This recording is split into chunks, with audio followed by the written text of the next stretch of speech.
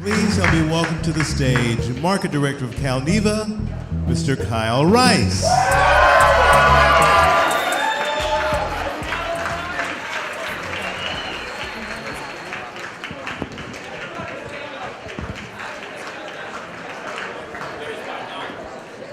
Everybody needs to get up, right? It's been a minute, right? Can I shred? All right. So if anyone's wondering, yeah, this suit was my grandma's couch. We turned it back into a suit, and it's pretty good, right?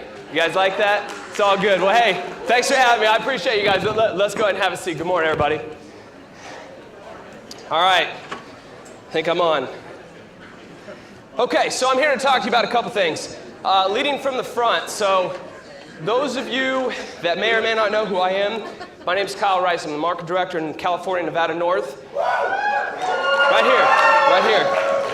So I'm excited, and I serve this team, incredible group. If you guys missed the award ceremony yesterday when they're giving out the awards, so did I. So I wasn't there either, so I was supposed to be there. You would have seen me yesterday, but unfortunately I was in the hallway. Adam, thanks for the heads up. I will make sure that we get it next time. But for those of you that missed, this is the Calneva organization, and I have the privilege of supporting them. So I'm excited to be here.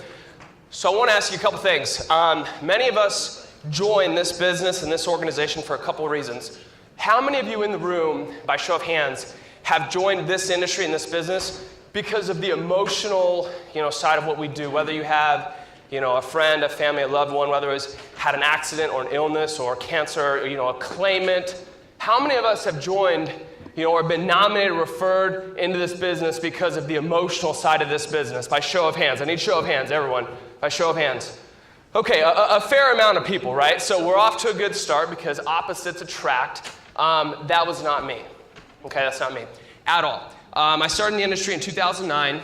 Okay, I was young. I was a millennial in the workplace before they had statistics to show with what was wrong with me and the millennial demographic. So I was the issue before the issue was properly documented. So I'm pretty happy about that. But when I came in and I decided to get into the insurance business, I was like everyone else. I didn't go to school. I didn't want to be, a supplemental insurance salesman. That wasn't, in the deck of cards for me. Why did I start in this industry? I started because of, arrogance. I started because, honestly, I just want to make more money than any of my friends. And that's the God's honest truth.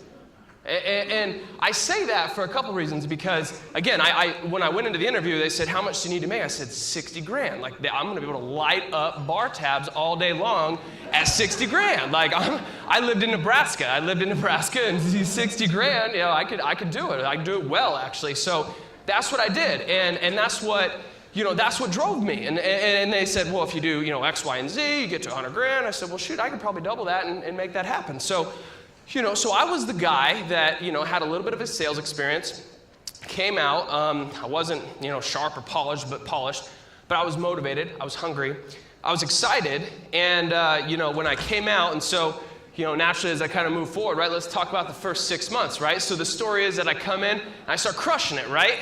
That's like this, like everyone starts crushing it.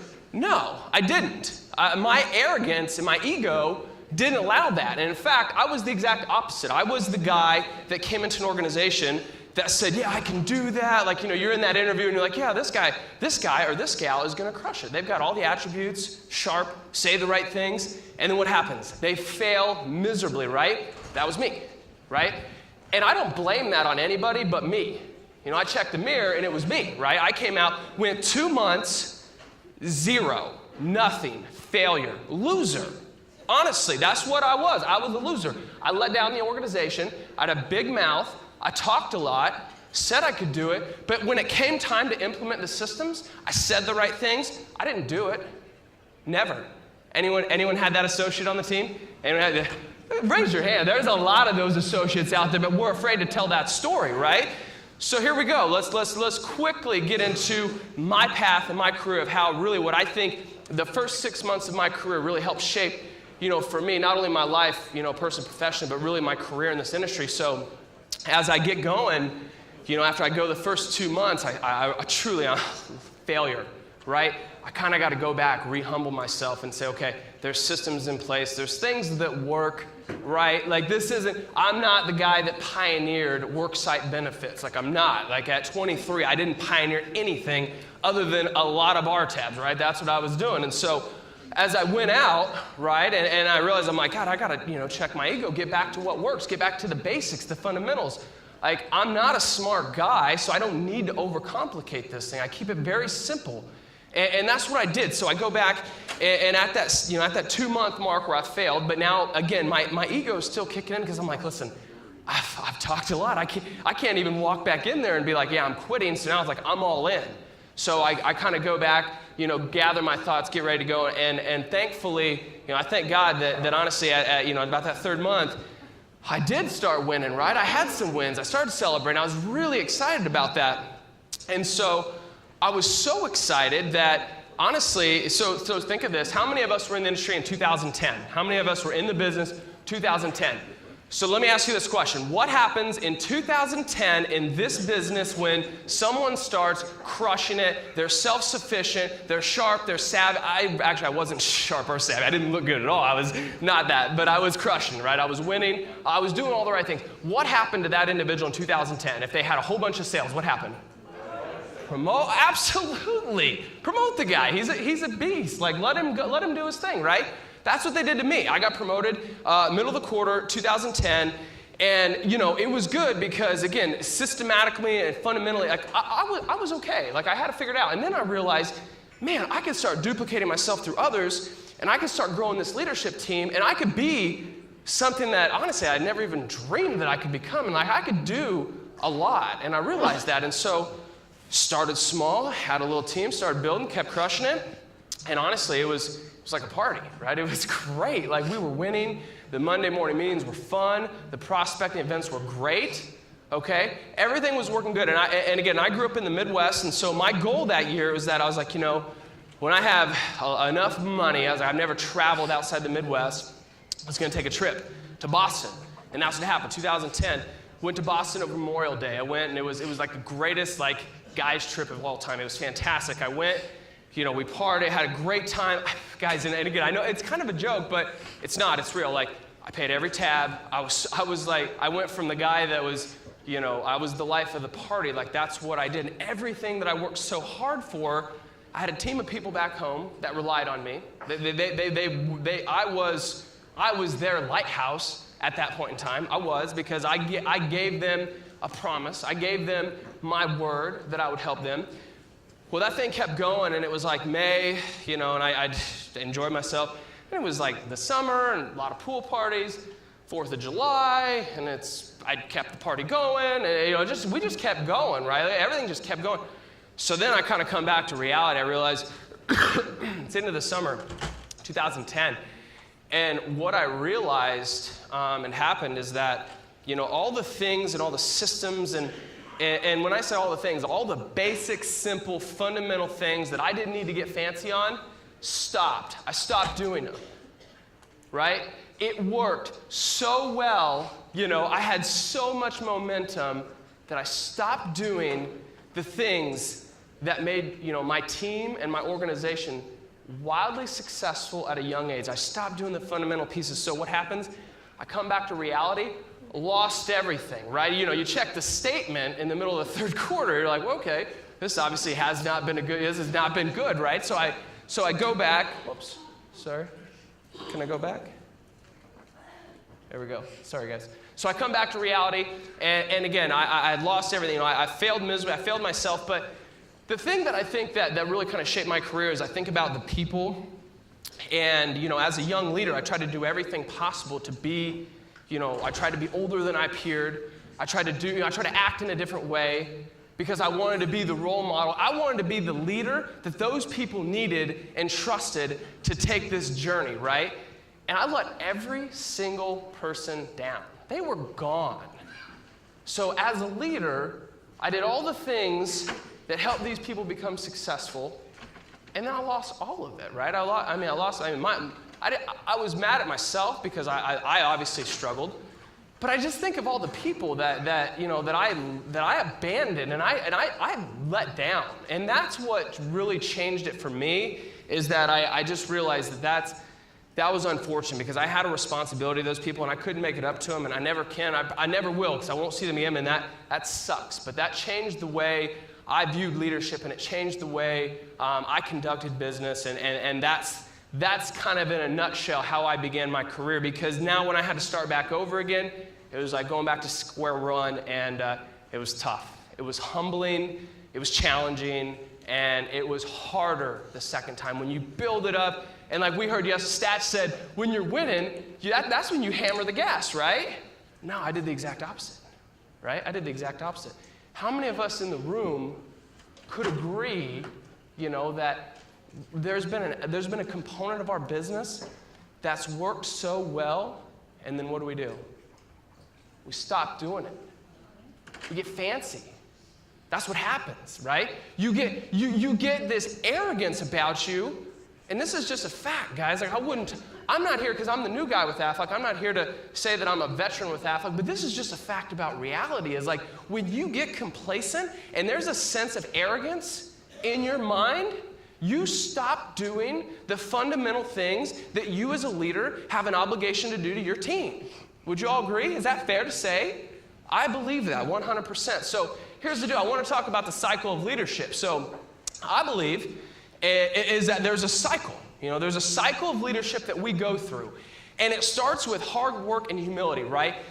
And now again, as you're walking through this, the word picture that I'd like you to think about is think of you in your career, and when you started, so if you're a region, this isn't like, hey, I want you to go knock on a bunch of doors, right? So I'm saying walk through the cycle with me, right? When you're starting your career, excuse me, it's hard work and humility. That's the piece that is so important to our business. How many of us have ever been on a national call, or you've been privileged to be asked to speak on a call, maybe at a territory level, maybe at a district level, regional level. You've been asked to speak on a call. Has a handful of us been able to speak on a lot of those calls? Great job, right? That means you guys are doing a great job. And then everyone's always looking for the secret sauce, right? Oh, what did he do? Well, what does it end up being? It's just work. That's it. Like, honestly, I would say that and by no means have I arrived in anything, personally, professionally. I never feel like I've arrived in anything that I've done because I'm always trying to get better in my personal, my professional life. But when you go through that and you hear someone speak, like everyone's always wanting like that secret nugget. And yes, the market is evolving. Yes, the industry is evolving. Absolutely, technology plays a part in what we do. But there is a component of hard work and humility, which is a fundamental piece of this business that I believe never goes away, right? But it does stop. It does stop.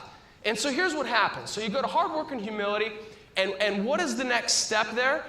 Is we become successful and we become profitable, right? We work so hard, we build the team, we do all the things that we've talked about, and now all of a sudden we're in success, we're in profitability. All of a sudden, that fame report looks good, right? Looks great. It's green, right?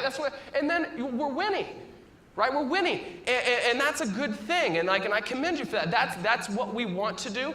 But here's what I believe happens: is I think when you end up in success and profitability in a leadership capacity, there's a chance, okay? There's a chance that you become complacent, okay? And there's a chance that if you live in that space of just being successful and profitable, and that's all that matters to you, right? Hey, I've earned it, I've done all these things, and I just want to make sure that we hit fame and that's it. I think that I'd say that it's fair that a lot of people want to live in that space, right?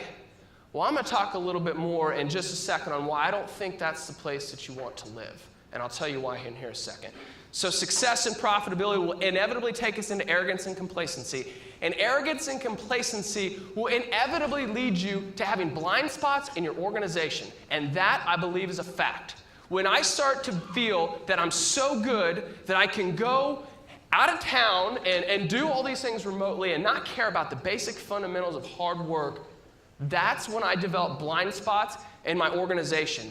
And if you have blind spots in your organization, how can we as leaders have a coaching conversation with someone that we've told them that we can help them on this dream? How can you do that? How can you? I don't believe that you can. And if you do, it's a half-assed conversation, right? And I'm not trying to be mean. I'm saying that's a fact of life, is that if I've developed blind spots in my organization and I don't have a pulse on my business, I'm not credible to the organization that I'm involved in, how can I teach somebody how to grow when I'm not actually all that involved in their growth? Right? I don't think that's possible, and that's just my opinion. So as you go through arrogance and complacency, you are so dangerously close to losing. And that's what I hate more than anything. I hate losing more than I like winning. I expect to win. I hate losing, right? But when you get into that spot of arrogance and complacency, you become so dangerously close to failure and loss at an agency level.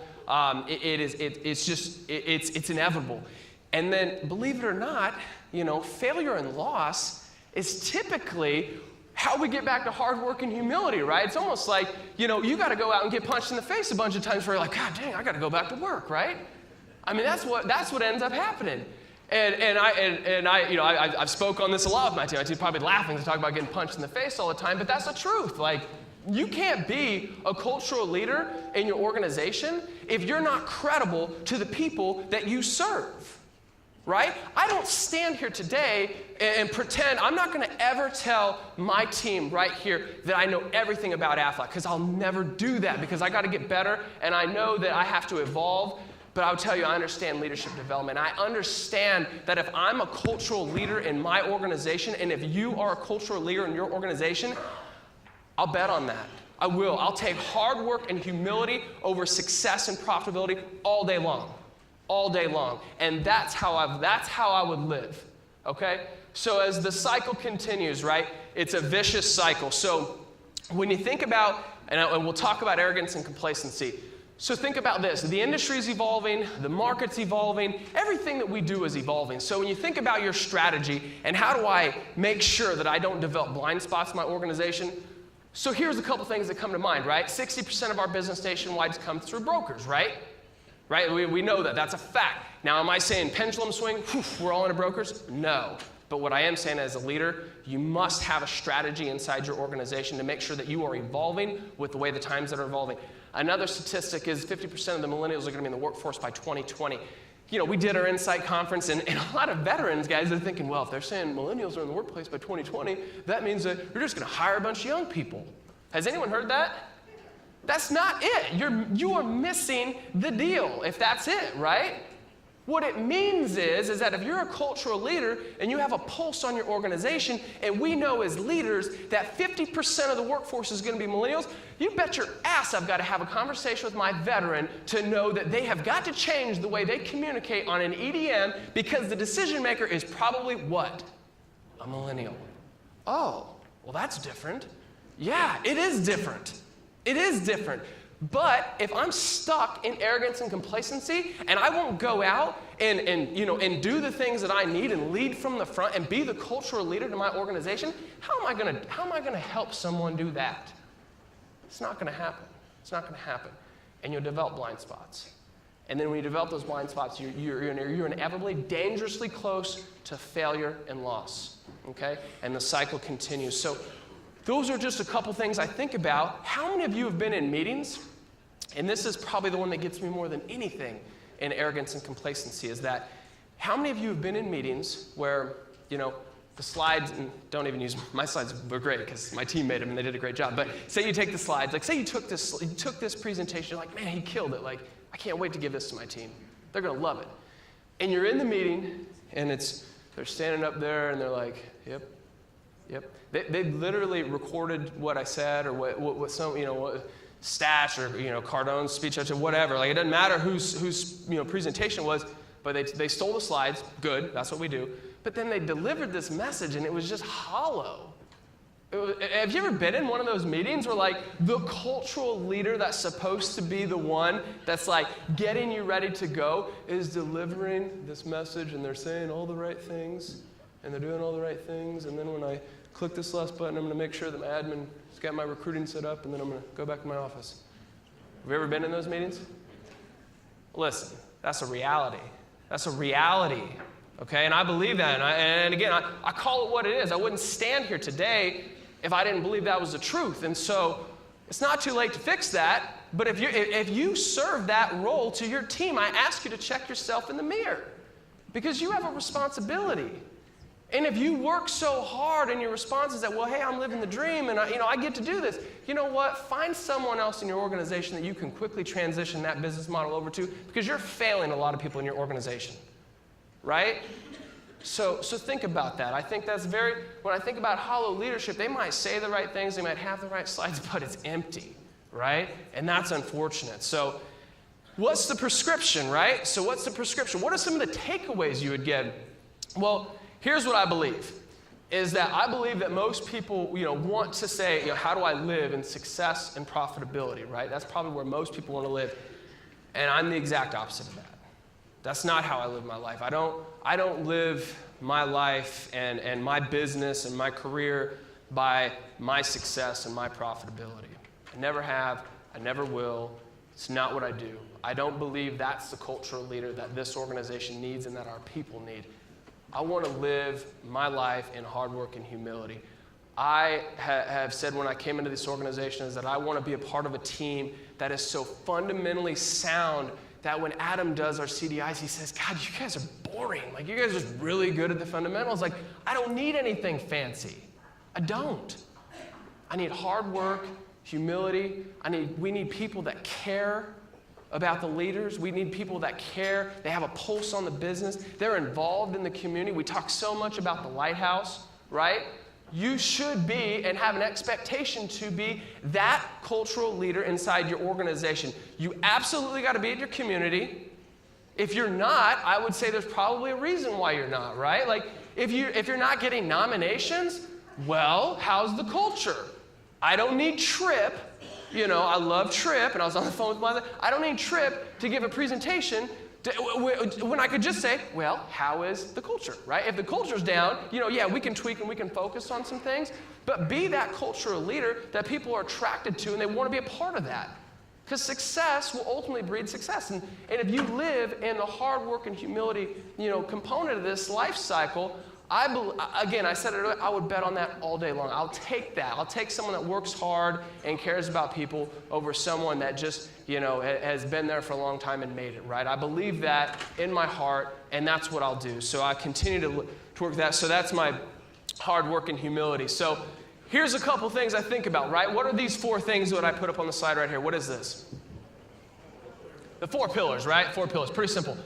Now, as I've given this before, it's like, okay, well, if I'm a leader and I'm a district or I'm a region, are you saying, Kyle, that I've got to be the best recruiter, I got to close all the accounts, I got to do all, the MIPS, and I got to have a perfect broker strategy? Are we saying that? No, absolutely not. It's not physically possible with the amount of assets that we have and how big our organizations are. But is it realistic and reasonable to think that we could be credible in these 4 components of our business? Meaning that if I'm a leader, does my team call me to at least consult with me to say, hey man, I got this deal going on, there's a competitor in there. Hey man, I talked to this broker, what do you think my strategy could be? Is it fair to say that we as leaders could do a better job at being relevant in these 4 components of the business? If you stay focused on that and that only, that is hard work and humility, and it is a prescription to success all day long. All day long. And that's what leading from the front is all about. And why I love this slide so much is that I know that if you're sitting, whatever role that you're in, whatever seat on the bus that you're in, right, get really good at these 4 components, you become the obvious choice for the next opportunity that happens inside this wonderful organization.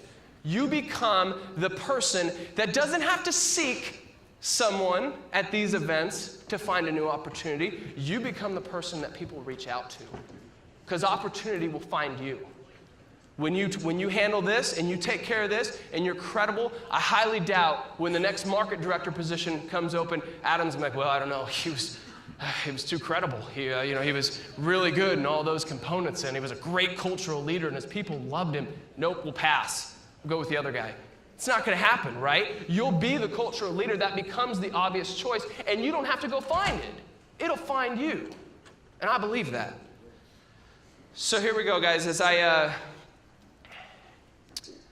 as I close this out, and I think I'm right on time, so this is something that we talk a lot about, is the legacy over override. And I think here's the deal, is that all of you are in the room today because you've been impacted by someone in your organization, right? Like whether you had the best leader, like I would tell you, I feel privileged to be a part of this leadership team.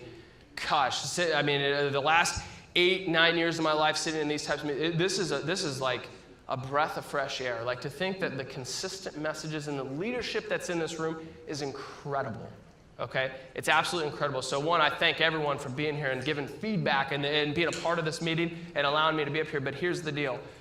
When you've all been whoever you've been impacted by, if you've had great leadership, awesome, okay? If you've had subpar leadership, okay. Great family growing up, awesome. Not so great family growing up, okay, that's fine, okay? You have a choice and you have the ability to make a decision that you can be the leader that you've always wanted to be. You can be the leader that you've never had before, right? And a lot of us grew up in a time where maybe we didn't have great leadership, right? And we chased a different opportunity. That's fair to say. We have some people that grew up in incredible leadership. Awesome, mirror that. Right? But you have a choice to be the leader that you've always wanted to be, and you can make that decision every single day. And if you choose to lead from the front and be an example inside of your organization, and you set the cultural tone inside of your business, it's hard work and humility, and it wins out every single time. I'll bet on that all day long. But the takeaway is that, guys, when you focus on the legacy, and that's more important to you than your month-end statement, when your legacy and the fact that you genuinely care about the people that come through your organization and you work just as hard as what they do, you inspect what they expect, legacy over override every single time. Stop looking at the statement at the end of the month. Stop looking at the override at the end of the month. Start focusing on the lives that we can impact and be the cultural leader that your team needs you to be, or be the cultural leader that you've never had before. So I got much love for the West Coast. Thanks for having me, guys. I appreciate it. Thank you, Kyle.